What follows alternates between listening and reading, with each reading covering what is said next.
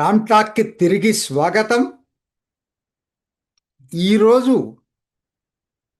బీహార్ ముఖ్యమంత్రిగా సామ్రాట్ చౌదరి బీజేపీ తరఫున ముఖ్యమంత్రిగా ప్రమాణ స్వీకారం చేయబోతున్నాడు.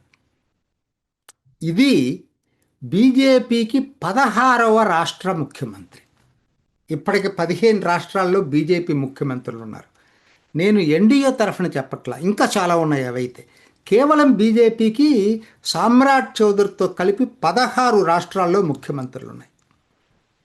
ఎందుకు నేను దీని గురించి ఇవాళ వీడియో చేస్తున్నానంటే 1980లో కేవలం ఆ రోజు జనతా పార్టీ నుంచి బయటకు వచ్చిన తర్వాత స్టార్ట్ చేసిన తర్వాత జరిగిన మొదటి ఎన్నికల్లో లోక్సభలో కేవలం 2 స్థానాలు గెలిచింది.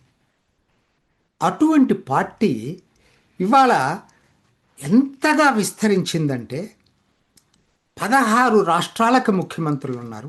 ఇది కాక ఎన్డీఏకి ఇంకా చాలా అనేక రాష్ట్రాల్లో ముఖ్యమంత్రులు ఉన్నారు. దక్షిణాదిలో కూడా ఆంధ్రప్రదేశ్ కూడా బీజేపీ భాగస్వామ్యంగా ఉన్న ఎన్డీఏ ముఖ్యమంత్రి ఉన్నారు, చంద్రబాబు నాయుడు. సో అయితే నా పాయింట్ ఏంటంటే కొంతమంది విమర్శలు, ముందుగా దీని గురించి మాట్లాడి దాని విస్తరణ ఏంటో తర్వాత మాట్లాడతా. కొంతమంది విమర్శకులు ఏం చెప్తున్నారంటే బీజేపీ ప్రాంతీయ పార్టీలన్నీ మింగేసి అభివృద్ధి చెందుతుందని చెప్తున్నారు. ఎంతవరకు వాస్తవం అండి అది? మింగటం అంటే ఏంటి? ఏమన్నా అన్పార్లమెంటరీ థింగ్స్లో జరిగిందా, లేకపోతే ఇల్లీగల్గా జరిగిందా, చట్ట వ్యతిరేకంగా? నేను 3 రాష్ట్రాల గురించి మీకు చెప్తా, ఎందుకంటే చాలామందికి డౌట్స్. మహారాష్ట్ర, ఇప్పుడు బీహారు, అట్లానే ఒడిస్సా. మహారాష్ట్రలో ఏం జరిగిందండి? శివసేన మొదట్లో సీనియర్ పార్ట్నర్, కాకపోతే ఎవరేం చెప్తారు దానికి? నువ్వు పార్టీలో గ్రౌండ్ లెవెల్లో డెవలప్ చేసుకునే దాన్ని బట్టి ఆధారపడి ఉంటుంది. ఉదాహరణకి 2014లో ఇద్దరు చెరి సమానంగా సీట్లు తీసుకున్నారు. యాక్చువల్గా శివసేనకు అంత స్ట్రెంగ్త్ లేకపోయినా బీజేపీ ఉదారంగా, ఎందుకంటే ఎటువంటి పొరపచ్చాలు రాకూడదు కోయిలేషన్ గవర్నమెంట్లో అని చెప్పి చెరి సమానంగా సీట్లు తీసుకున్నారు. అందరూ విమర్శించారు బీజేపీని ఆ రోజు, ఎందుకని శివసేనకు అన్ని సీట్లు ఇవ్వటం, ఓడిపోవటానికి తప్పితేనే. ఏమైంది రిజల్టు? తీసుకున్న వాటిల్లో 122 బీజేపీ గెలిస్తే, చెరి సమానంగా పోటీ చేసినాయి. 122 బీజేపీ గెలిస్తే శివసేన కేవలం 63 సీట్లలోనే గెలిచింది. ఇప్పుడు చెప్పండి, దీంట్లో బీజేపీ చేసేదే ఉంది? జనము బీజేపీకి ఆమోదం బీజేపీ అభ్యర్థులకు ఎక్కువ మందికి ఓటేశారు, శివసేనకు ఓటేయలేదు. 2019లో కూడా ఇదే జరిగింది. 105 బీజేపీకి ఇచ్చారు, 56 శివసేనకి ఇచ్చారు. సరే, ఉద్ధవ్ ఠాకరే వెళ్ళిపోయి కాంగ్రెస్ ఎన్సీపీతో కలిసిపోయాడు. మీరు అనొచ్చు, మరి ఏక్నాథ్ షిండేని ముఖ్యమంత్రి చేసినటువంటి బీజేపీ ఆయన మోసం చేసింది కదా అని. మోసం ఎలా చేసిందో నాకు చెప్పాలి. ఎవరైనా, ఎటువంటి విమర్శకులైనా సరే, ఎన్సీపీ నుంచి, ఉద్ధవ్ ఠాకరే నుంచి చీల్చిన దాంట్లో ఎత్తుకు పై ఎత్తేసింది. దాంట్లో రాజకీయాల్లో ఇవి సహజంగా జరుగుతూ ఉంటాయి. కాకపోతే నెక్స్ట్ జరిగిన ఎన్నికలు 2024లో ఏమైనా ఏక్నాథ్ షిండేని ముఖ్యమంత్రి అభ్యర్థిగా ప్రకటించి కాకుండా బీజేపీ దేవేంద్ర ఫడ్నవీస్ చేస్తుంటే మీరు చెప్పిన ఆర్గ్యుమెంట్కి అర్థం ఉంటుంది. కానీ అలా జరగలేదే. క్లియర్గా చెప్పారే. ఇప్పుడు సీఎం క్యాండిడేట్ని గురించి అప్పటికి ఏక్నాథ్ షిండే ముఖ్యమంత్రిగా ఉన్నాడు. ఇప్పుడు మేము సీఎం క్యాండిడేట్ని గురించి చర్చించాం అంటే వాళ్ళు స్పష్టంగా ఉంది, కొత్త ఎవరికి లార్జెస్ట్ పార్టీ అయితే వాళ్ళకి జరుగుతుందని. ఏమైంది? 133 సీట్లు వచ్చినాయి బీజేపీకి. 144 మెజారిటీ, 133 వచ్చినాయి. మిగతా వాళ్ళు ఆ స్థాయిలో అందుకోలేకపోయారు. సీఎం చేసుకున్నారు వీళ్ళు. ఇందుట్లో ఒక పార్టీని మింగేసి కొత్తగా చేసిందేంటో నాకు అర్థం కాల. విమర్శకులు చెప్పే దాంట్లో దానికి ఎక్కడేసారి ఒక పద్ధతి, ఒక హేతుబద్ధంగా ఉండాలి. అంటే జనంలో వాళ్ళు ఎక్కువ మందిని ఆకర్షించగలుగుతుంది బీజేపీ. దాన్ని ఎందుకు మనం మర్చిపో? ప్రజల దగ్గర ultimately ballot is the final verdict. ప్రజా తీర్పే శిరోధార్యం కదా ఎవరికైనా. ప్రజల్లో మీకు తక్కువ సీట్లు వచ్చి వాళ్ళకి ఎక్కువ సీట్లు ఇస్తే దాన్ని ఎవరేం చేస్తారు? దానికి బీజేపీని బ్లేమ్ చేస్తే ఎట్లను? అటువంటిదే రెండో ఉదాహరణ బీహార్లో కూడా. బీహార్లో నిజం చెప్పాలంటే జనతాదళ్ యు 2 సార్లు పల్టీలేసింది. బీజేపీతో కలిసి గెలిచి మధ్యలో ఆర్జేడీ వైపు వెళ్ళింది. అయినా బీజేపీ వదిలిపెట్టలేదు, ఒంటరిగా పోటీ చేసింది. లేదు అంటే మళ్ళా జనతాదళ్ యు వస్తే కలుపుకుంది. ఉదాహరణకి అక్కడ కూడా చూడండి, 2020లో బీజేపీ 74 సీట్లు వస్తే జనతాదళ్ యుకి 43 వచ్చినాయి. అయినా నితీష్ కుమార్ని ముఖ్యమంత్రిని చేసింది. మరి ఏం చెప్పాలి దీనికి? 2025లో ఇద్దరు ఆల్మోస్ట్ సమానంగా తీసుకున్నారు. మళ్ళా 89 బీజేపీకి వచ్చినాయి, 85 జనతాదళ్ యుకి వచ్చినాయి. వాళ్ళ మధ్య ఏం ఒప్పందం ఉందో తెలియదు కదా. వాళ్ళు ఎప్పుడూ కూడా మాకు బీజేపీ అన్యాయం చేసిందని నితీష్ కుమార్ చెప్పకుండా ఆయనే స్వచ్ఛందంగా దిగిపోతే ఇందులో బీజేపీ పాత్ర ఏంటి? నిజంగా చెప్పాలంటే ఇవన్నీ కూడా మీరు అడగాల్సింది ఏంటి?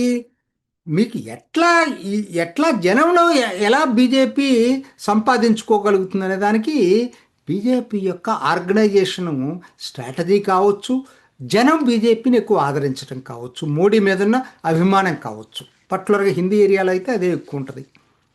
ఒడిస్సాలో నేను మూడోది. అసలు ఒడిస్సాలో అసలు ఆర్గ్యుమెంట్కే అర్థం లేదండి.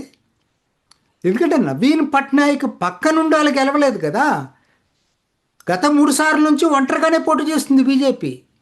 వాళ్ళకి 2014లో 10 సీట్లే వచ్చినాయి, 2019లో 23 వచ్చినాయి, 2024లో 78 వచ్చినాయి. వాళ్ళు సొంతగా గెలుచుకున్నారు. నవీన్ పట్నాయక్ ఓడిపోతే దానికి కూడా బీజేపీని బ్లేమ్ చేస్తారా? అంటే ఇది ఎలా ఉందంటే, ఇప్పుడు త్రిపుర ఉందండి, సిపిఎం అధికారంలో ఉంది, ఒక్కసారిగా బీజేపీ అధికారంలోకి వచ్చింది. దీంట్లో ఏమన్నా మాన్యూరింగ్ ఉందా? జనం వాళ్ళని ఆరాధించారు. ఇవాళ బెంగాల్లో మమతాకి డి అంటే డి అంటుంది, సిపిఎం ఎక్కడా లేదు. అంటే జనాన్ని ఎలా అట్రాక్ట్ చేయాలో బీజేపీ వాళ్ళ వ్యూహాలు వాళ్ళు తీసుకొని ప్రజల ముందుకు వెళ్తున్నారు. ప్రజలు అంతిమంగా తీర్పిస్తున్నారు. అంతేగాని ప్రతిపక్షాలని మింగేసి, ప్రతిపక్షాలను కాదు, మిత్రపక్షాలని మింగేసి బీజేపీ డెవలప్ అయిందనేది మాత్రం వాస్తవం కాదు. ఫస్ట్ పాయింట్ ఇది నేను చెప్పదలుచుకున్నా. జన హృదయాల్ని కొల్లగొట్టి విస్తరించుకోగలిగింది. ఒక్క మాటలో చెప్పాలంటే అసలు ఈ మార్పు ఎలా జరిగిందండి? ప్రతిపక్షాలు ఈ రోజుకి ఇది అర్థం కాదండి. వాళ్ళకి జనం నాడు పట్టుకోలేకపోతున్నారు. బీజేపీని ఎంతసేపటికి బ్రాహ్మణ్ బనియా పార్టీ అంటారు. ఎక్కడుంది? ఎప్పుడుదో పురాతన కాలం సంగతి చెప్తారు. ఇవాళ భారతీయ జనసంఘ నాటి చరిత్ర చెప్తున్నారు.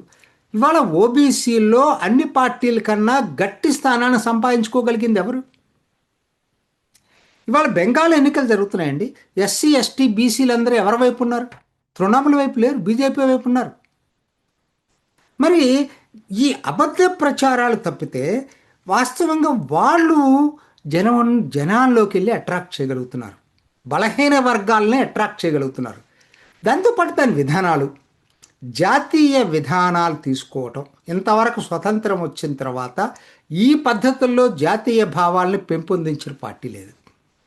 రెండోది, కాంగ్రెస్ అవకాశవాదంతో చేసిన చట్టాలను సరిచేయటం ప్రజలు హర్షిస్తున్నారు. ఆర్టికల్ 370 రద్దు నుంచి, వక్ఫ్ చట్టానికి సవరణ దగ్గర నుంచి ఇవన్నీ కూడా ప్రజలు హర్షిస్తున్నారు. పేదరికాన్ని తొలగించటంలో మోడీ అంత సక్సెస్ అయినటువంటి ప్రధానమంత్రి ఇంకొకరు లేరు.